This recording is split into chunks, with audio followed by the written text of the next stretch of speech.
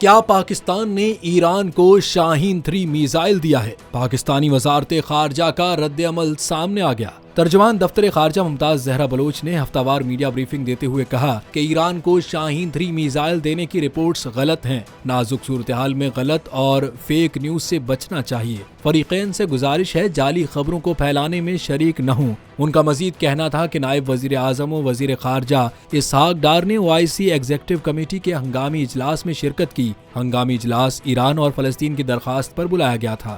OIC executive committee اجلاس میں اسرائیلی بربریت جارحانہ منصوبوں کی مذمت کی گئی۔ ڈپٹی وزیر اعظم نے اقوام متحدہ، عالمی رہنماؤں اور OIC کو خطوط بھیجے۔ خط میں غزہ میں مظالم کے خاتمے، امداد کو رسائی دینے کا مطالبہ کیا ہے۔